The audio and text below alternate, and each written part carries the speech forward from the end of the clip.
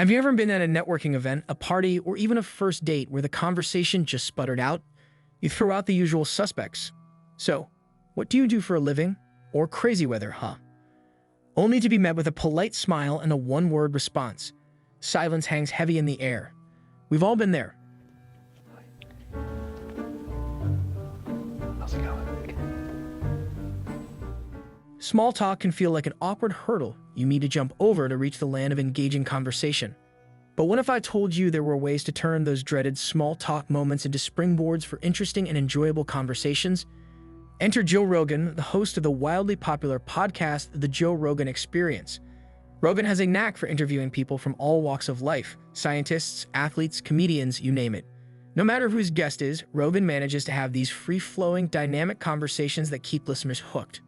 So, what's his secret sauce? It's not magic, it's a toolbox of techniques that you can steal and use yourself. Today, we're diving deep into 5 of Joe Rogan's conversational tactics to transform your small talk from forced and awkward to smooth and engaging. Rule number 1, compliment like a champion.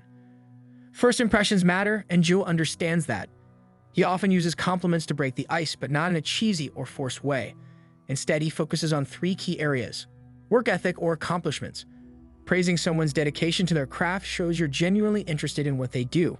For example, Rogan might say something like, out of all the fucking people that make me feel lazy in this world, there's 2 that make me feel, you and The Rock. You fuckers don't look like you ever sleep, man. No days off. That's why I love his unattractive ass. He's positive energy. People gravitate towards those who have a contagious enthusiasm. Complimenting someone's positive energy is a great way to set a good tone for the conversation. You sort of embody every new chapter with the same kind of energy, although there's a different result and a different piece of art. It's all the same you. And that's one of the more interesting things about people, and in particular actors, because actors... Platonic physical compliment. A well-placed compliment on someone's appearance can be a nice way to start a conversation. However, avoid anything sexual or overly personal. Rogan might compliment someone's unique glasses or a cool haircut, keeping it light and appropriate. Remember, compliments are conversation starters, not the main course. Don't linger on the compliment for too long. Use it as a springboard to ask a question and delve deeper. Avoiding compliment catastrophes. There are a few compliment pitfalls to keep in mind. Steer clear of anything that could be misconstrued as sexual. Keep it professional and respectful. Insincere. A generic compliment like "you have nice eyes" can feel forced. Be genuine and specific. Dwelling on looks. Don't make someone feel uncomfortable by focusing solely on their appearance. Rule number 2, seamless transitions with reminds me of thinking. One of the biggest challenges in small talk is transitioning from introductions to an interesting conversation. This is where Joe Rogan shines. He uses a technique called reminds me of thinking to bridge the gap smoothly. Imagine you meet someone with a really cool beard. The typical small talk might be, "Wow, nice beard," followed by an awkward silence. But Rogan might use that beard as a springboard to say, "That's a real one. Reminds me of this old school wrestler I used to watch, Hillbilly Jim. Ever heard of him?" Suddenly, you have a new topic to explore, classic wrestling. This reminds me of thinking helps the conversation flow naturally and keeps things interesting. Rule number 3, finding common ground with pinging techniques. Joe Rogan is a master at finding topics of mutual interest. He might bring up something he's curious about, but instead of forcing the conversation in that direction, he uses it as a ping to see if the other person shares his curiosity. For example, Rogan might be interested in discussing the benefits of meditation. He wouldn't just launch into a lecture. Instead, he might say something like, "Hey, I've been getting into meditation lately. What do you think about it?" This ping technique allows the other person to share their own thoughts and experiences, keeping the conversation genuine and engaging for both of you. Rule number 4, spark excitement with engaging questions. We've all been stuck in that dreaded "where are you from?" or "what do you do?" loop. Rogan ditches this boring script. He knows the key to getting interesting answers is asking interesting questions. Here are 2 ways he injects excitement into conversations. Asking why questions. Why Utah? What's that about? Rogan might ask instead of the typical "where are you from?"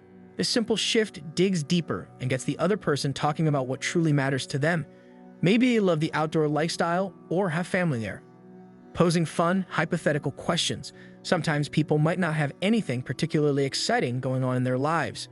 Rogan throws them a curveball with a fun, hypothetical question to spark conversation. For instance, he might ask, if you had a magic wand and could fix anything in the world, what would it be? This playful approach gets people thinking creatively and loosens them up. Rule number 5, building rapport through active listening. Joe Rogan is a master listener, and a big part of that is making the other person feel heard. Here are 2 key techniques he uses. The power of laughter. Rogan laughs easily, finding humor in the unexpected. This puts people at ease and encourages them to open up. You might find humor in a quirky comment or funny anecdote, making the conversation feel more enjoyable for both parties. Mirroring. This is a subtle but powerful technique. It involves repeating a few key words from what the other person just said. For example, if someone says, "It's frustrating that this project is taking so long," Rogan might respond with, "Yeah, it sounds frustrating." This validates their thoughts and builds rapport. Important note, be you, but be your best you. While mirroring and other techniques are helpful tools, Joe Rogan doesn't become a chameleon. He stays true to his own personality and style. You should too. Use these tips to build rapport and confidence in your own conversations, but don't lose sight of who you are. Your genuine curiosity and personality are what will make you a truly engaging conversationalist. Bonus tip: practice makes perfect. Conversational skills, like any skill, take practice.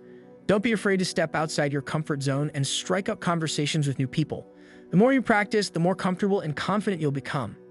You can even use social media to connect with people who share your interests or watch interviews with great conversationalists to pick up new techniques.